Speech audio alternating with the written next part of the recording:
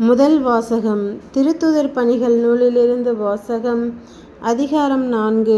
இறைவசனங்கள் 1-12 முடிய. பேதுருவும் யோவானும் மக்களோடு பேசிக் கொண்டிருந்தனர். அப்போது குருக்களும் கோவில் காவல் தலைவரும் சதுசேயர்களும் அங்கு வந்தார்கள். பேதுருவும் யோவானும் மக்களுக்கு கற்பித்ததையும் இறந்தோர் இயேசுவின் மூலம் உயிர்த்தெழுவர் என்று அறிவித்ததையும் கண்டு எரிச்சலடைந்து அவர்களை கைது செய்தார்கள். ஏற்கனவே மாலையாகிவிட்டதால் மறுநாள் வரை அவர்களை காவலில் வைத்தார்கள். அவர்களுடைய வார்த்தையை கேட்ட பலரும் நம்பிக்கை கொண்டனர். இவ்வாறு நம்பிக்கை கொண்ட ஆண்களது எண்ணிக்கை ஏறத்தாழ 5000. மறுநாள் மக்கள் தலைவர்களும் மூப்பர்களும் மறைநூல் அறிஞர்களும் எருசலேமில் ஒன்று கூடினார்கள். அவர்களுடன் தலைமை குருவான அன்னாவும் கயபா, யோவான், அலெக்சாந்தர் ஆகியோரும் தலைமை குருவின் குடும்பத்தை சேர்ந்த அனைவரும் இருந்தார்கள். அவர்கள் திருத்தூதர்களை நடுவில் நிறுத்தி, நீங்கள் எந்த வல்லமையால் அல்லது யார் பெயரால் இதனை செய்கிறீர்கள் என்று வினவினார்கள். அப்பொழுது பேதுரு தூய ஆவியால் ஆட்கொள்ளப்பட்டு அவர்களுக்கு கூறியது: மக்கள் தலைவர்களே, மூப்பர்களே, உடல் நலமற்றிருந்த இவருக்கு நாங்கள் செய்த நற்செயல் குறித்தும் இவர் எப்படி நலமடைந்தார் என்பது குறித்தும் நாங்கள் இன்று விசாரணை செய்யப்படுகிறோம். நாசரேத்து இயேசுவின் பெயரால் இவர் நலமடைந்து நம்முடன் நிற்கிறார்.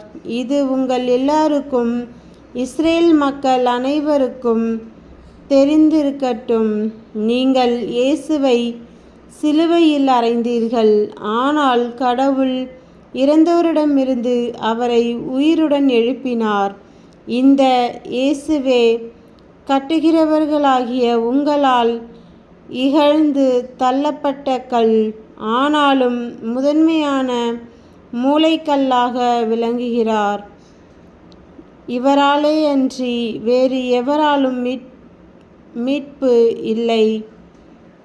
ஏனெனில் நாம் மீட்பு பெறுமாறு வானத்தின் கீழ் மனிதரிடையே இவரது பெயரன்றி வேறு எந்த பெயரும் கொடுக்கப்படவில்லை. ஆண்டவரின் அருள்வாக்கு. இறைவா உமக்கு நன்றி. நற்செய்தி வாசகம். புனித யோவான் எழுதிய நற்செய்தியிலிருந்து வாசகம்.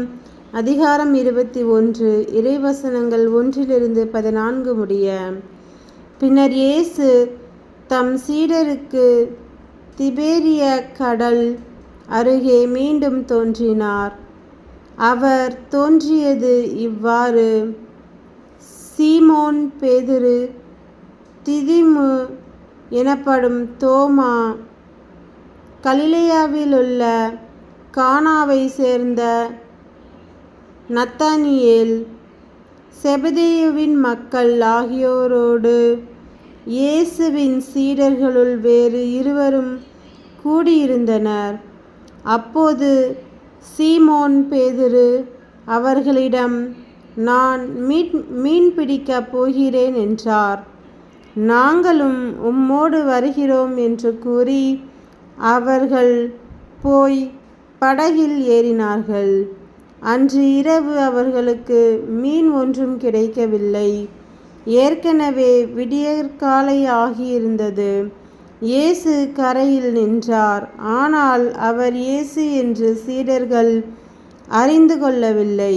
இயேசு அவர்களிடம், பிள்ளைகளே, மீன் ஒன்றும் கிடைக்கவில்லையா என்று கேட்டார். அதற்கு அவர்கள் இல்லை என்றார்கள். அவர், படகின் வலப்பக்கத்தில் வலை வீசுங்கள், மீன் கிடைக்கும் என்று அவர்களிடம் கூறினார். அவர்களும் அவ்வாறே வீசினார்கள். மீன்கள் மிகுதியாய் அகப்பட்டதால் அவர்களால் வலையை இழுக்க முடியவில்லை. இயேசுவின் அன்பு சீடர் இதை கண்டு பேதுருவிடம், அங்கு நிற்பவர் ஆண்டவர் தாம் என்றார். அவர் ஆண்டவர் தாம் என்று கேட்டவுடன் சீமோன் பேதுரு தம் ஆடையை களைந்து விட்டிருந்ததால் அதை இடுப்பில் கட்டிக்கொண்டு கடலில் குதித்தார். மற்ற சீடர்கள் மீன்களுடன் வலையை இழுத்து கொண்டு படகிலேயே வந்தார்கள். அவர்கள் கரையிலிருந்து வெகு தொலைவில் இல்லை, ஏறத்தாழ 100 மீட்டர் தொலைவில்தான் இருந்தார்கள். படகை விட்டு இறங்கியவுடன் கரியினால் தீ மூட்டியிருப்பதையும் அதன் மீது மீன் வைத்திருப்பதையும் அவர்கள் கண்டார்கள். அங்கு அப்பமும் இருந்தது. இயேசு அவர்களிடம், நீங்கள் இப்போது பிடித்த மீன்களுள் சிலவற்றை கொண்டு வாருங்கள் என்றார்.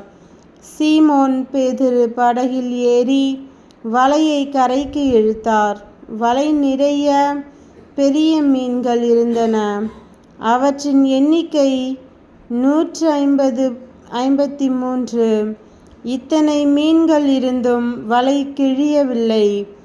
இயேசு அவர்களிடம், உணவருந்த வாருங்கள் என்றார். சீடர்களுள் எவரும் நீர் யார் என்று இயேசுவிடம் கேட்க துணியவில்லை. ஏனெனில் அவர் ஆண்டவர் தாம் என்று அவர்கள் அறிந்து கொண்டார்கள். இயேசு அவர்கள் அருகில் வந்து அப்பத்தை எடுத்து அவர்களிடம் கொடுத்தார். மீனையும் அவ்வாறே கொடுத்தார். இவ்வாறு இயேசு இறந்தோரிடமிருந்து உயிருடன் எழுப்பப்பட்ட பின்பு தம் சீடருக்கு இப்பொழுது 3ஆம் முறையாக தோன்றினார். கிறிஸ்துவின் நற்செய்தி. கிறிஸ்துவே உமக்கு புகழ்.